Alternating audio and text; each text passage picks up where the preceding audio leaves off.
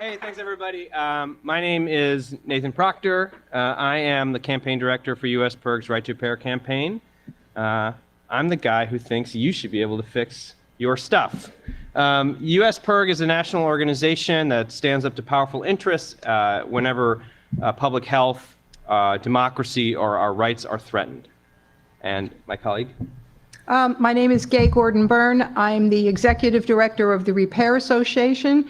We're kind of the umbrella group that started the right to repair legislation in states for digital equipment. And we've been at this since 2013, and we're finally getting good at it. Looking forward to being able to tell you what we've been up to.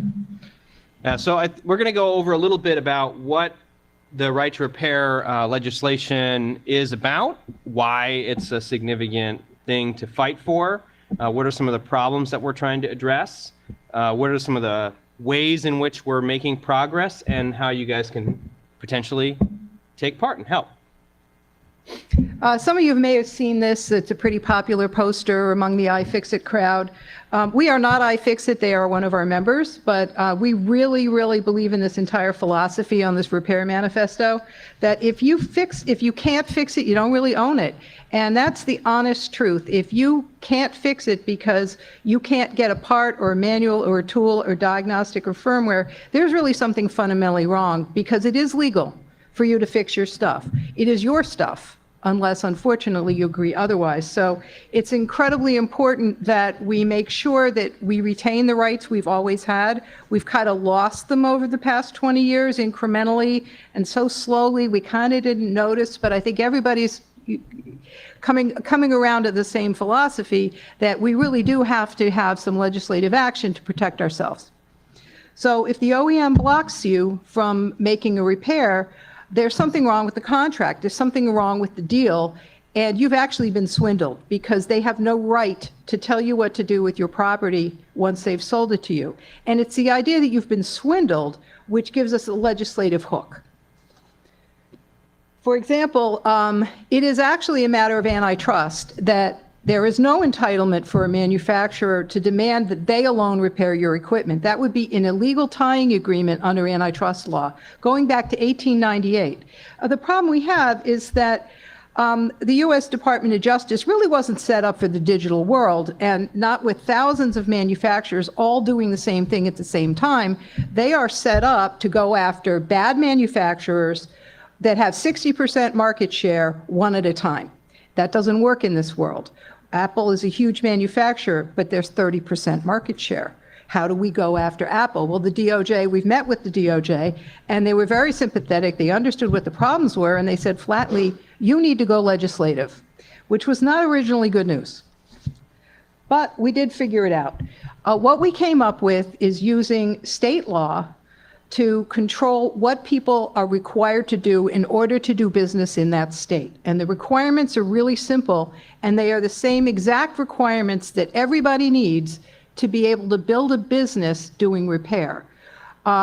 If you can work your way around not having tools, work your way around not having diagnostics, be able to hack and fix the firmware, those are all possibilities, but you can't build a business on it. If you can't know that you can buy parts, get manuals, tools, documentation, diagnostics, and firmware, you can't make a business. So that's the angle that we've taken in the States. Anybody that wants to get in the business repairing anything needs access to all of this, and they need to make sure that it's fair and reasonable as well, so that, like when my husband spilled coffee on his car, that the chip that got wet wasn't $600. That's what he got charged because there was no options. That's not fair or reasonable. My microwave oven had a touchpad about this big. Touchpad didn't work anymore, and GE decided that that touchpad was worth $600. Now, the whole microwave wasn't worth $600. So I participated in grotesque abuse of e-waste by throwing away a microwave and buying a brand new one for $179 and going to GE. So this is the problem that we all experience with technology parts. And we didn't experience so much with mechanical parts, because you could go theoretically mill something that would fit. So once you start bringing in a chip and the diagnostics and the embedded software on a chip, that's where the opportunity for monopolization really comes in. So I use this as a five-legged stool because the five-legged stool is very stable. And you lose one of those legs and you're unstable. So right to repair is basically covering all of what you must have to make a repair commercially without having to dodge the law. And we do this in legislation. It's about a one-sentence bill. It says you have to, manufacturer provides, the manuals, the parts, the tools, the firmware, the diagnostics. They can sell the parts and tools. Everything else is free. Whatever it is that they provide to their repair community, their subcontractors or their direct employees, is exactly what they have to make available. So it works pretty well. And it actually has some pretty good history with it. And Nathan, who lived in Massachusetts, the first state that actually did a right to repair bill, can explain how this all went down. But imagine if you're here in New York and New York passes right to repair. We are real close this year, by the way. If you lived in New Jersey or Connecticut, would you be upset by that? No, you would drive to New York and get your stuff fixed and turn around and go home. The same thing would happen in any other adjoining state or any place where you could travel, and parts would travel at the speed of FedEx or overnight service, and information travels at the speed of the internet. So once it's unlocked, it's almost always unlocked for the whole country. And that's why manufacturers are fighting us so terribly hard, because they know that it's one and done. What happened with the auto industry is that Massachusetts passed a bill, but there was 12 or 13 other states with slightly different bills. And you can imagine how difficult that would be for Ford and Mercedes and everybody else to have 50 potential different versions of what they had to provide. So that industry got together and agreed to right to repair. And this is exactly what we're trying to do. And Nathan can talk more about that particular effort. Right. So in 2012, there was a ballot measure that went before the voters of Massachusetts, which would give most of auto right to repair. It actually doesn't include all five legs of the stool. It didn't include parts, which occasionally is problematic for people in Massachusetts, or people everywhere, I guess. Massachusetts voters passed the ballot measure 86-14. That's like a 6-1 margin. That's pretty much unanimous when it comes to these things. And then pretty soon, automakers took that framework that was in Massachusetts and made a national agreement across the auto manufacturers that they would begin to provide the manuals and diagnostics that they weren't providing. And under this agreement, we can mostly still use independent auto mechanics for most of the stuff that goes wrong with our car. Not having parts is a problem, especially for certain highly computerized parts within a car.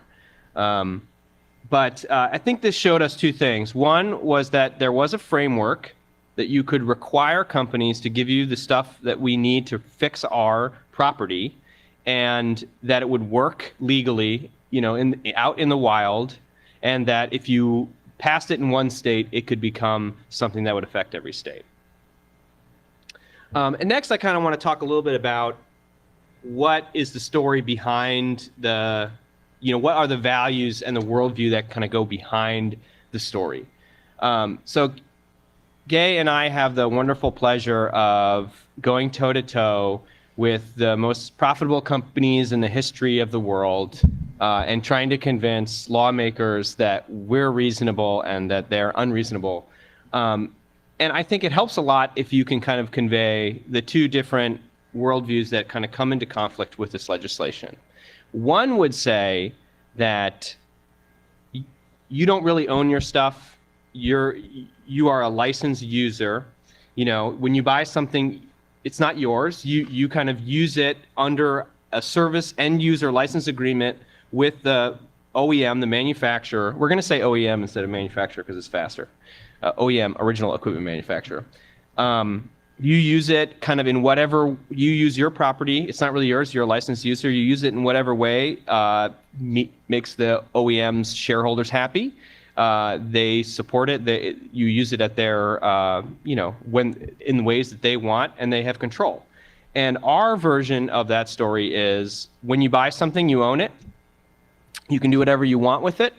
You could take it apart. You can fix it if you want. I mean, it's your property. They have no say in how you use your stuff. We want repairs handled by as many people as possible in this world, right? We want to take the tools of our technology and we want to put them in as most democratic environment as we can possibly manage, so that everyone has access to these tools to solve whatever problems they define for themselves. And on the other side, manufacturers want to completely control the tool, protecting it with intellectual property law and huge end user license agreements. And my colleague Gay has coined this term, which I love, called the circular monopoly. They're trying to achieve, we talk about the circular economy, which is this idea that we can create an economy that doesn't just extract and waste, but, creates a circle where we recycle, reuse, repurpose, and take those raw materials back into the product stream. What they're trying to do is essentially create a universal, like a circular monopoly of control over the entire life cycle of a product.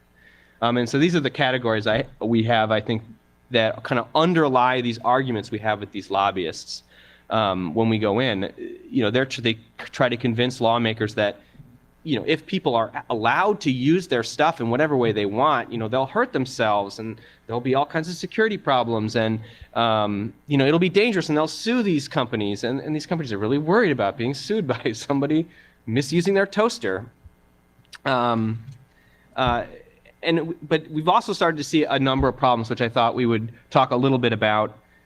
Some of the ways in which companies' treatments of their products as completely proprietary is just interfering with people's daily lives. So one of the first kind of poster children or like case that really kind of brought right to repair to the national attention was farmers. And turns out that John Deere puts software locks on their tractors so that software needs to confirm the installation of a new part.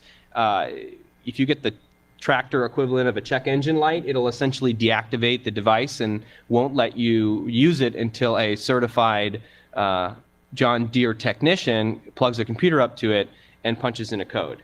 There was a fantastic motherboard documentary, which, can we get sound on this? If you look up tractor hacking and motherboard, you can watch this. It's like a 12-minute documentary that they did. I apologize for this. Yeah.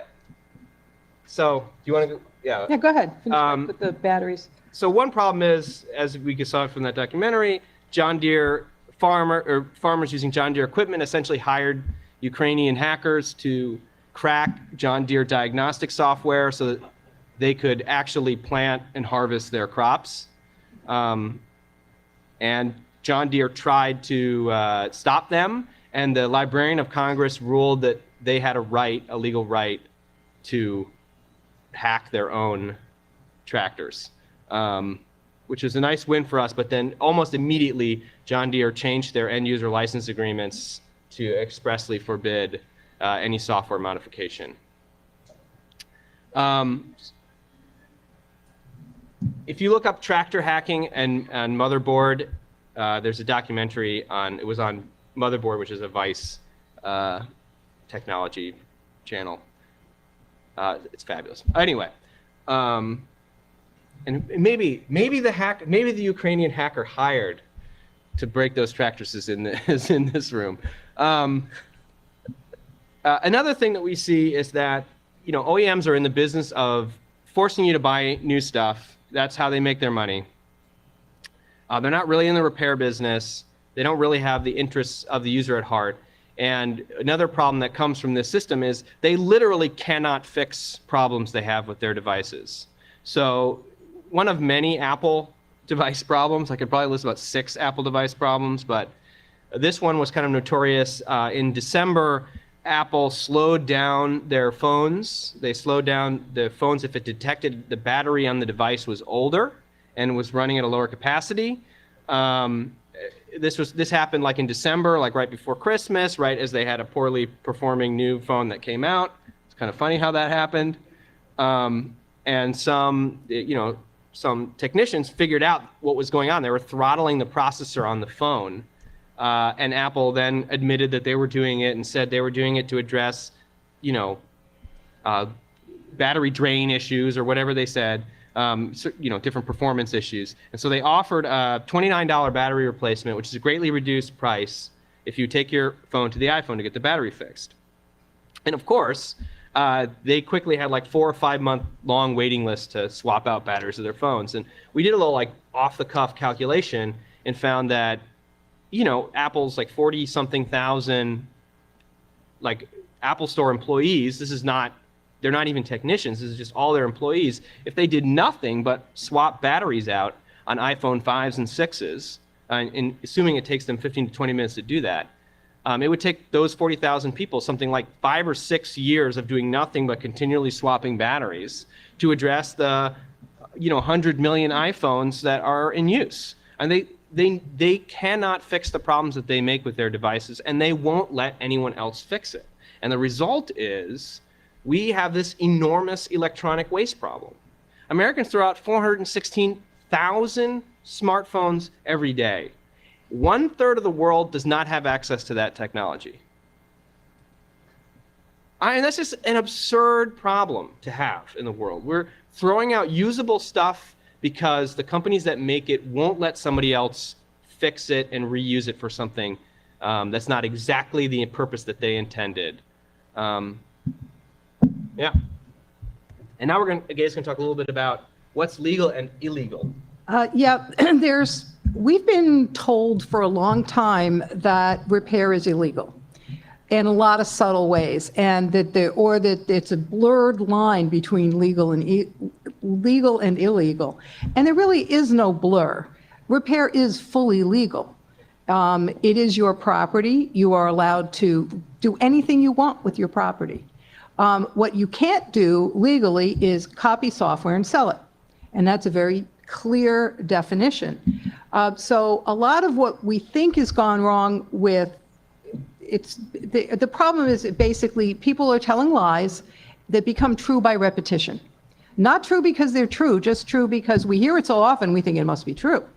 So when we're getting into problems of who owns what and who's responsible for what, for example, if you somehow electrocuted yourself while fixing an iPhone, does that harm Apple? And the answer is absolutely not.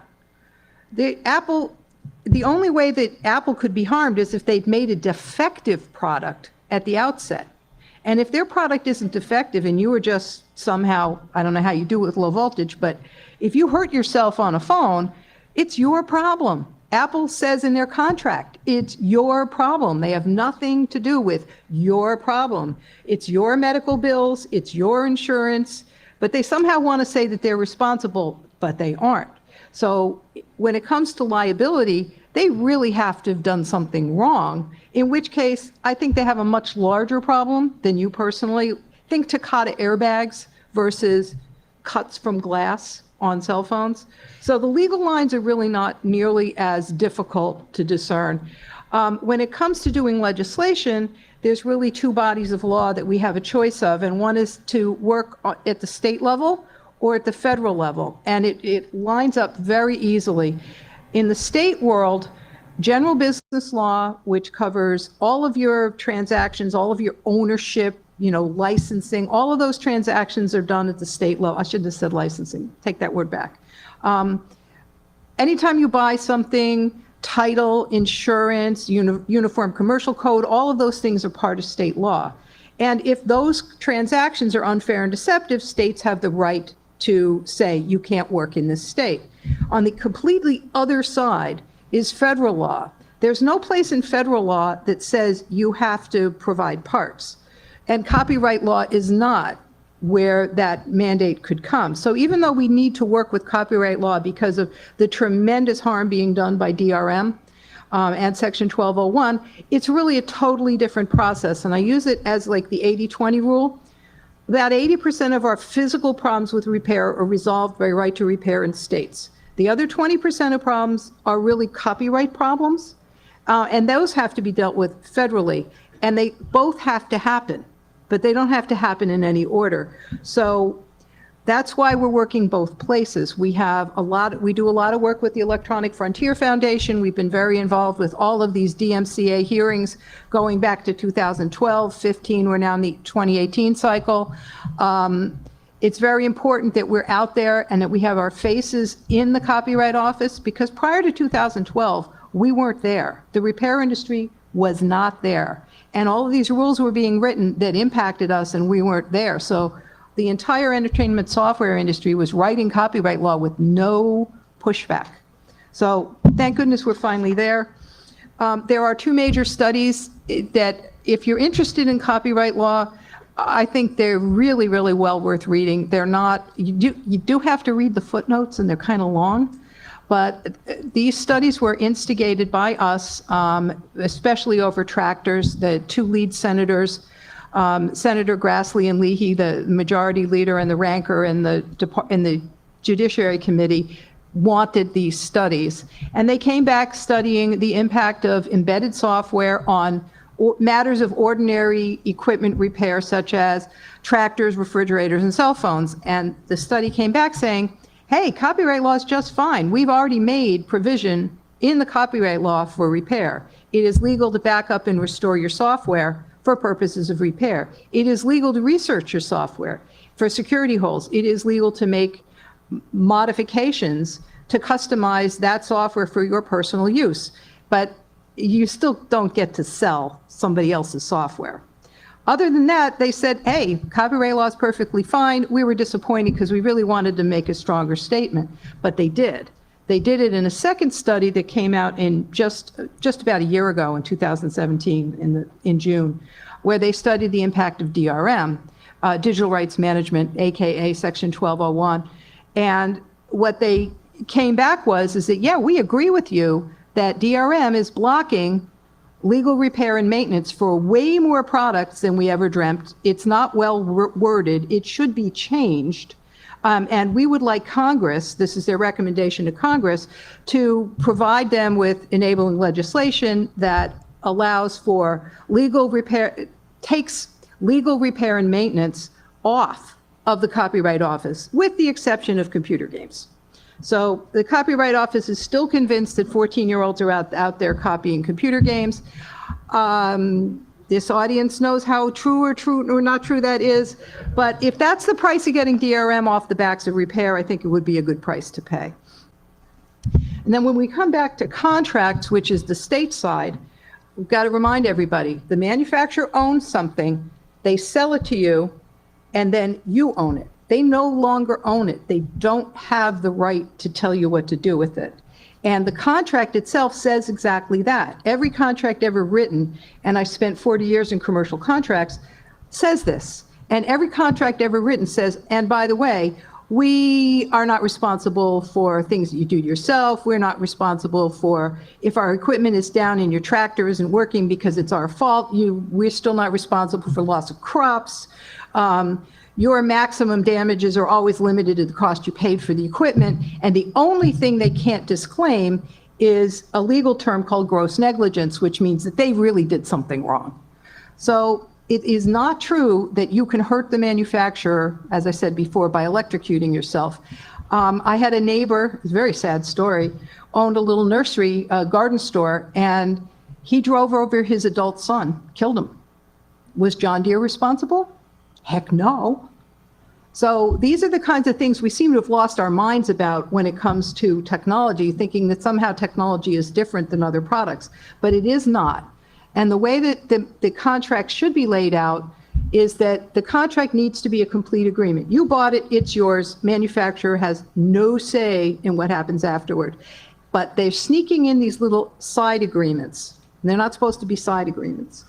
They're supposed to be complete agreements. So every time you have a contract that says there's a reference to an associated license or an embedded license or some kind of end user license agreement, that is not even good contract law. Those licenses are supposed to be totally separate, which gets us back to monopoly. They're not supposed to be requiring you to buy a license to use the equipment. So the legal foundation for right to repair is extremely solid. And the one thing I think you guys could appreciate more than most of the people that I speak with is the role of firmware and who's supporting the firmware. Legislators, we never talk about this stuff because their minds have already been blown.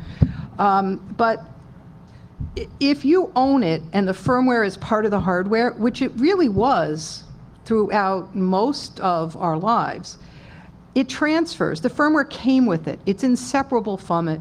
And you can do whatever you want to it. I mean, half of the software industry that we know today was based on people tinkering with the software that came with their original computers.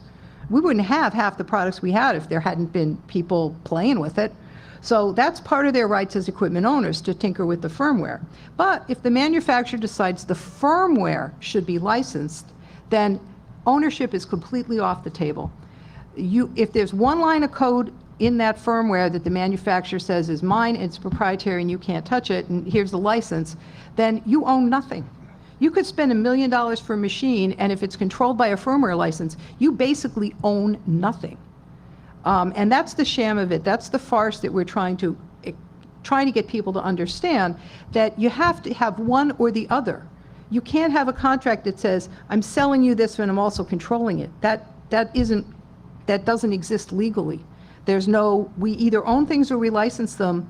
There is no merged system. So when manufacturers tell us that this equipment is way too technologically sophisticated for us to allow you to repair it, they're really whistling Dixie, because it can't be that way.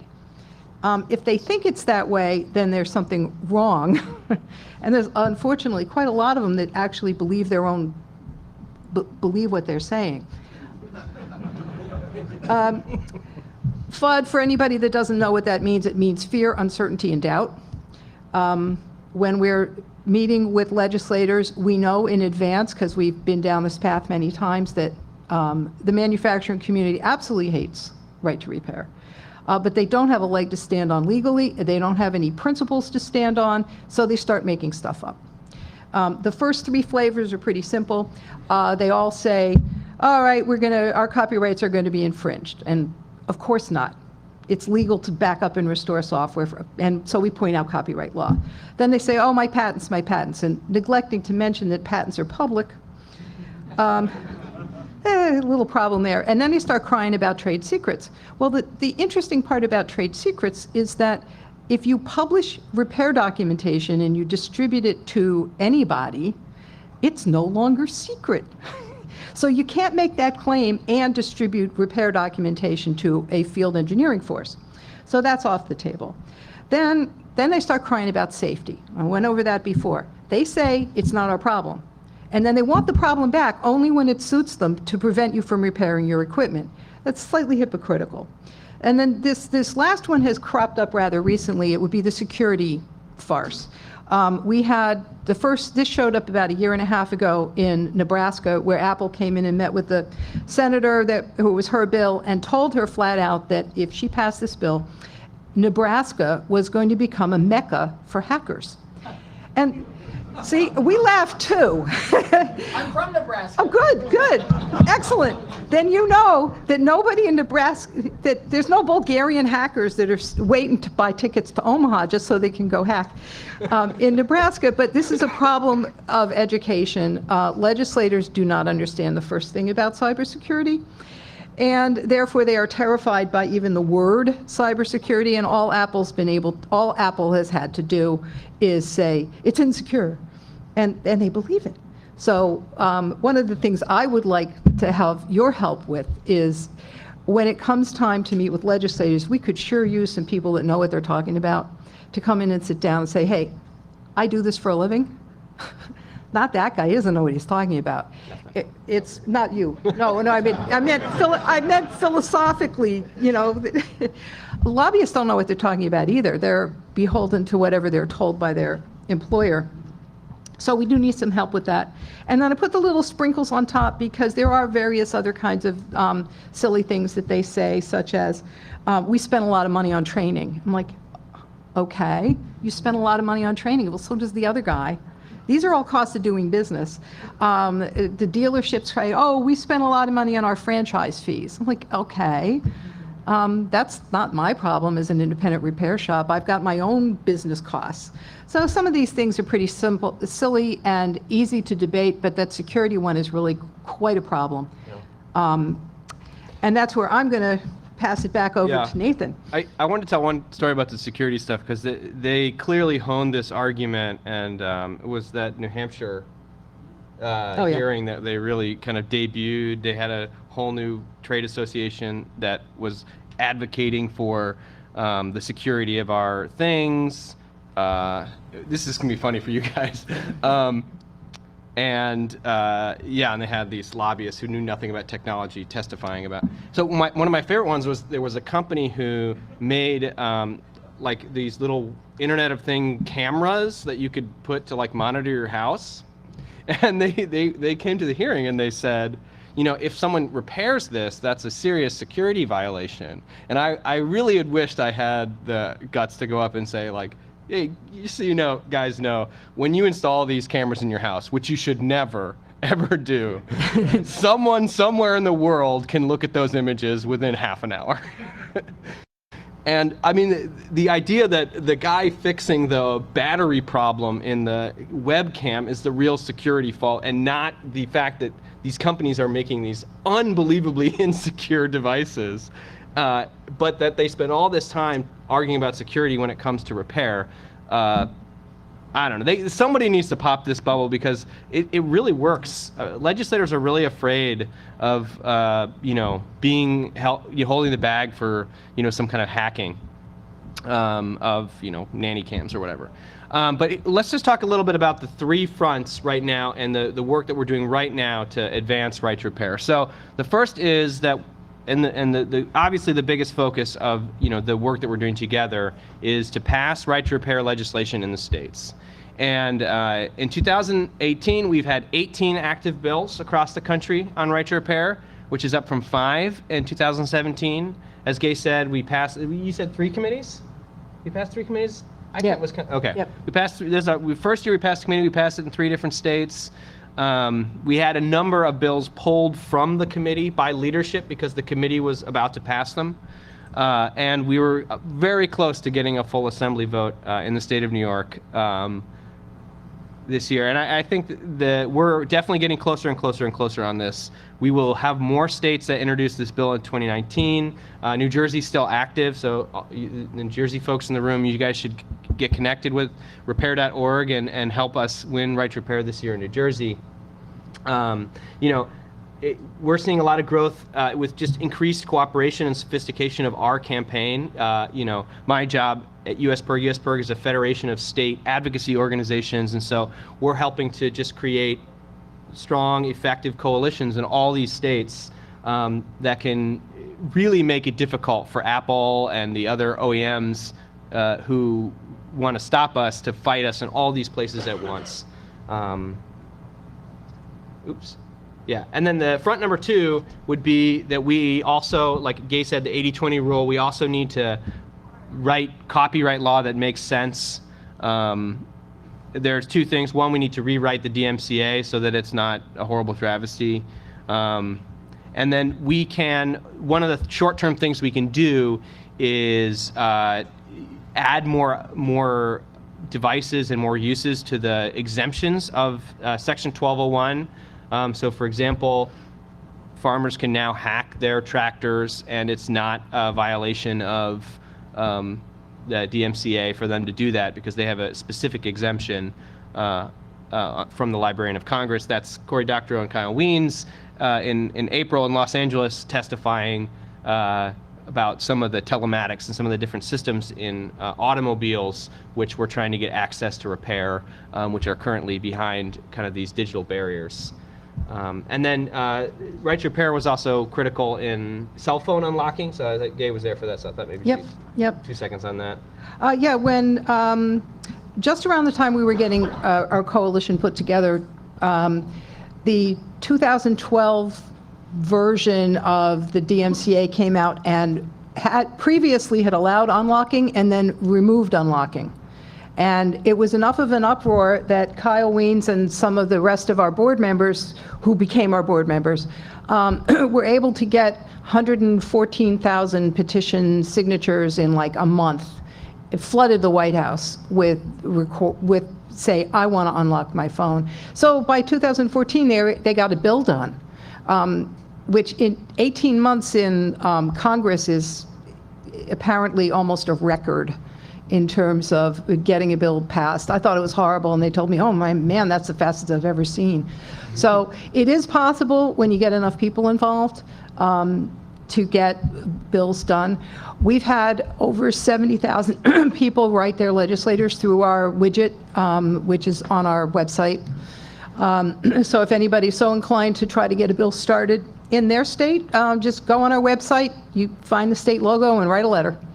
Make a phone call, schedule a meeting. It's that easy. We had a bill in Washington State based on one meeting, one person, one meeting, and that bill almost went all the way through. So individuals make a huge difference in this business. And then I think the third front that we have to consider this fight against is this throwaway mentality that we've allowed to develop, right? So we want to build an economy and a system where people can fix problems, and they have the expectation that they can and should fix their stuff. But first, it needs to be possible. So first, we need to pass laws that allow people to make it even possible to fix their stuff. And then we need to kind of create repairability, serviceability as criteria for doing business and for buying things for individuals and governments. And then we just need, we need to build in the value of, kind of sustaining our stuff and taking ownership over the things that we have. And companies gain a lot from us just continuing to just think of everything that we have as disposable, and we can always just get another one at Walmart. But as we know, there's a lot of problems associated with that. And so quickly, just before we get into questions, so how you can help, Gay said, if you want to go to repair.org and take action, send a note to your state legislators or get connected with other people in your state working on this stuff.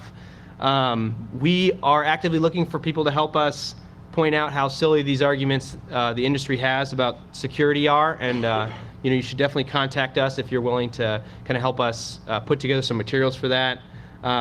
If you contact US PIRG, I can connect you with the actions and things going on in your state.